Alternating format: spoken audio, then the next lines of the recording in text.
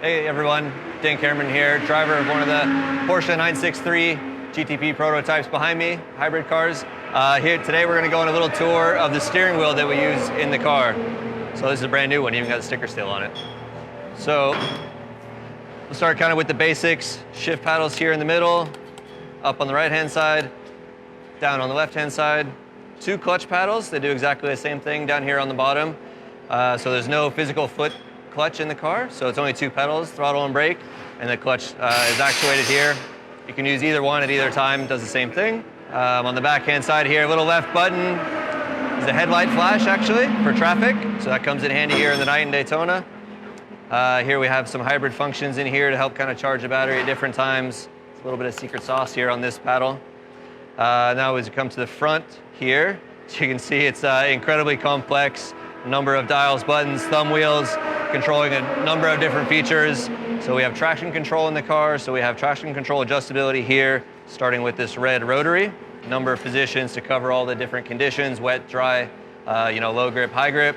Some other TC functions up here that control kind of a different aspect of the software. We have brake functions that are on here in these silver kind of thumb wheels that we call them here. Obviously we can't quite see everything that's on here because we're just holding it in our hands, we're not powered up, but we run the shift lights, a lot of warning alarms will come on through these LEDs, all the messages, so lap times, gear position, some car vital functions will all be on here, so it's a really nice color display. And then so through this screen, we'll kind of work through all of these tools that we have and be able to see little pop-ups so we know kind of what we're touching, where we're going, so we don't get lost. A lot of them are kind of fail-safe, so thinking 24-hour races, in the high mileage events that we do, how many different things can go wrong? So we have a lot of different ways to cover off different issues that we may or may not have. So, a sensor might drop out, which might cause an issue. We can come in here, basically tell the car to ignore this sensor and kind of carry on forward. So, endurance racing is all about reliability, kind of protecting yourself. So a lot of those functions in here are not really for the driver to do unless you're kind of instructed to. Some of them are car performance specific, and a lot of them are just kind of fail-safe. So we have two joker buttons that are kind of open to whatever function we might decide that we need on that given weekend as we kind of work through things. So obviously the car in this early stage is still in a lot of development. Still, leave a little bit of room to continue to add functions. We have a drink bottle that runs in the car as well for the long races. So that's controlled through here, connected up to the helmet, has a pump on it. So you just hit the button, keep hydrated. That's a big part of these long races is trying to look after your body. So keeping the fluids going, especially on the hot days, is a really big part of that. So that's here. I think the manual for the car and the steering wheel, pages are probably in the neighborhood of 20 or 30 pages, I think at this point, covering all these functions. And a lot of these we're not really allowed to go to on our own because they're kind of the fail-safes.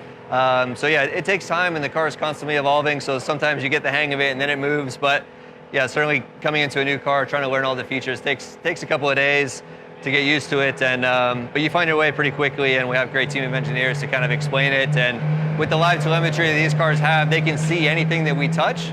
So if we're asked to change something and we do the wrong one, they immediately know, nope, that was the wrong one, put that back, go over here, yellow one, not the blue one, and kind of guide you back through it. So yeah, it definitely takes a team.